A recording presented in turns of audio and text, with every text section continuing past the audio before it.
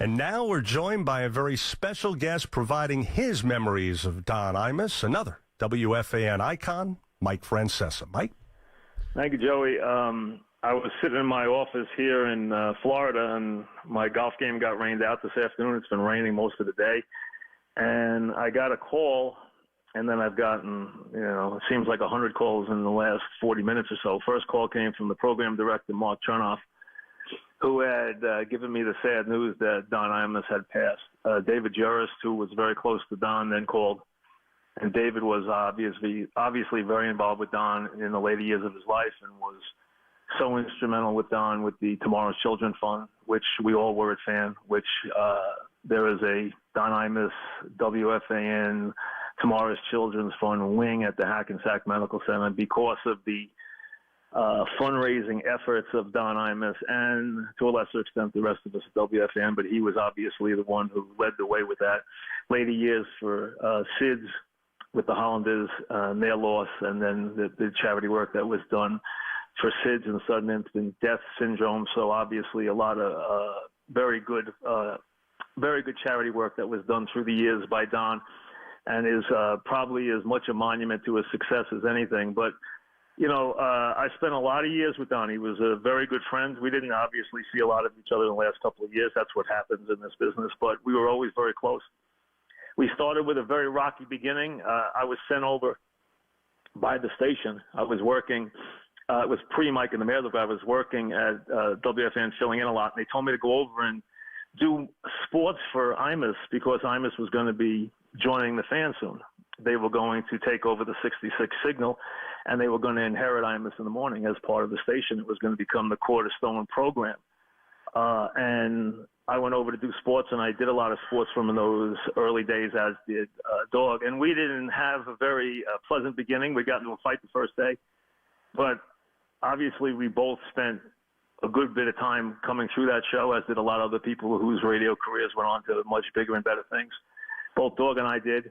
And then in '88, he joined the Fan, which turned the station around. The station had a very troubled beginning, but then it had Imus in the morning. Soon after, it had a new program that kind of caught on named Mike and the Mad Dog, and the rest is history. So this radio icon, which he was, one of the real legendary figures in the history of radio. When you write the history of radio, Paul Harvey's name will be there. Howard Stern's name will be there. Hopefully Mike and the Mad Dog's name will be somewhere near the top, but Don Imus will be in the top 3 or 4 for sure. He was one of the real radio icons, and he did it first at WNBC with Wolfman Jack and later Howard Stern, and then, of course, did it starting in '88 right through 2007. So a 20-year run where we had the same afternoon and morning drive teams together for almost 18 years until he left.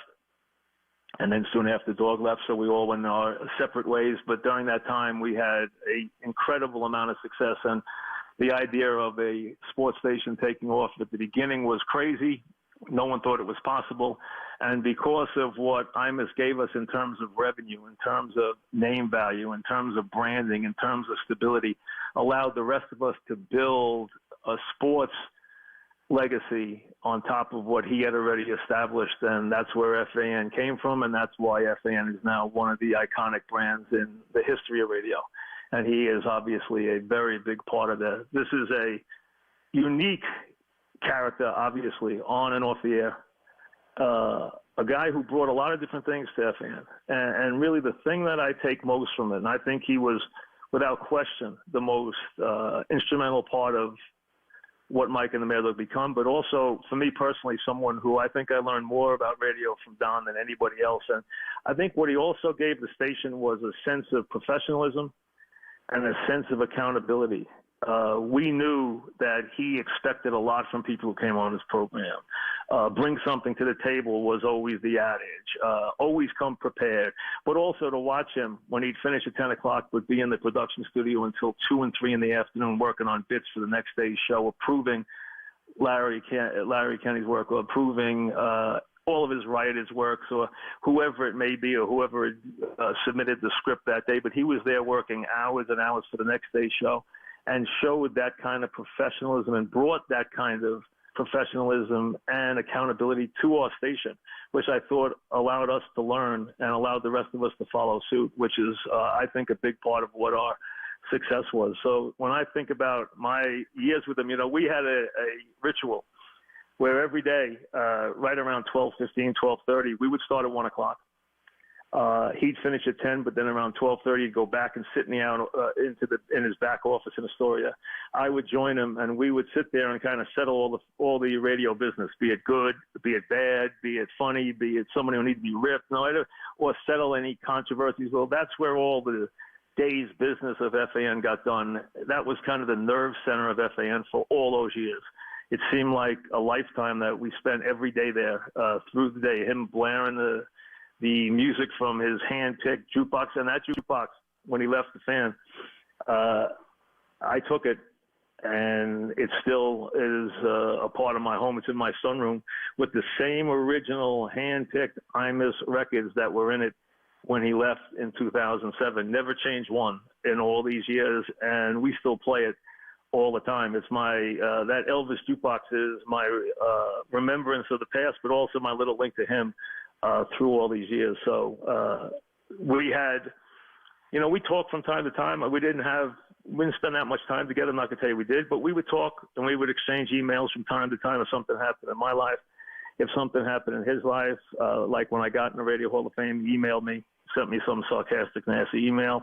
But he was very happy and very proud about what I'd been able to accomplish and what we were all able to accomplish after he left.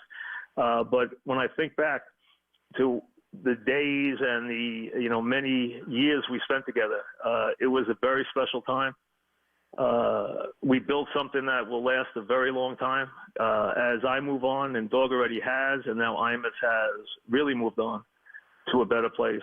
We realized that, we left something that has legs and left a brand and a style of radio station and a kind of radio that has and will endure. And I think that's as much his legacy as are some of the great characters who were part of his programs or the many things he did. He reinvented himself on a couple of occasions. He went from obviously the ultimate shock jock with all this crazy stuff to taking sports and being serious and blending that into his programs. When he first came to Fan, he got very serious about sports. He did a lot about sports, and then moving on to politics as he did, and simulcasting with MSNBC and doing all the things he did. So he was able to, on more than one occasion, and I think people who last a long time in any business are able to do this. The great ones are able to reinvent themselves, and I think Imus did on 2 or 3 different occasions at different stages of his very, very long and incredibly successful career. This was one of the great careers and one of the great figures in the history of radio. He leaves us today at the age of 79, having accomplished about as much as anybody could in a given profession. The first of the successful shot jocks. There might have been guys doing it elsewhere before, but nobody with the flair and nobody with the command or nobody with the attention that he grabbed and he demanded across the country. He was the ultimate shock jock. He started that kind of radio and then was again there as a pioneer when we started a different kind of radio with the Fan in the late 80s and then in the years that have endured since. So when you think about it, there's a lot of things to grab onto. The individual awards he won, the charity work, as I said, with Tomorrow's Children's Fund and SIDS and the ranch and all the different things he did and what he leaves behind. So it's a sad time. Shocking news. I wasn't expecting this. Listen, he'd been sick for a long time. I mean, he had all kinds of problems. We were amazed how long he was able to work and how hard he was able to work with basically 40% lung capacity going back into the 80s and 90s, okay? So he was able to overcome a lot for a very long time. He was a hard liver, as we know, and went through a lot of different stages of a lot of different things. But he did live a very full life. Obviously, is survived by Wyatt and 5 other kids. He had 4 girls and had 6 kids in all, including Wyatt, who he was so proud of. Our condolences and prayers go to Deidre and to Wyatt. I know this is a very tough time for them, but listen, he had a very long and very rich life. And again, he leaves behind a incredible legacy as one of the great pioneers in the history of New York and in the history of radio. So it's sad. It really is. It's shocking. But again, it's time to remember a life that was hard-lived and very well-lived, and a man who accomplished a lot and touched a lot. My career, and I know Dog feels the same way. It's ironic that Dog had texted me today. I haven't heard from Dog in a long time. Ironically, he texted me today because he'd seen the movie. And he sent me a text about my performance in Uncut Gems this morning, and how ironic that I heard from him this morning, and then this afternoon I get this news. So it's kind of, things have come full circle today. So a sad day for the station, a sad day for radio, and a sad day for the city of New York, where he was such a big part for a very, very long time. But Don Imus' legacy will live as long as FAN lives and as long as radio lives. So Don Imus gone today at the age of 79, and he will be sorely missed. I know I'll miss him. I know a lot of people would, but he had a great career. He touched a lot of people, and he obviously accomplished a lot. Condolences and prayers again to Deidre and Wyatt. And again, Don Imus gone at the age of 79. I want to wish everybody a very happy New Year. I didn't expect to be on the fan this week at all, but it was my pleasure to do this because Don Imus meant a lot to me, and I know he means a lot to a lot of folks back in New York and to a lot of people who have made the fan part of their day and part of their ritual since its inception back in 1987 and his arrival back in 1988. Don Imus gone today at the age of 79.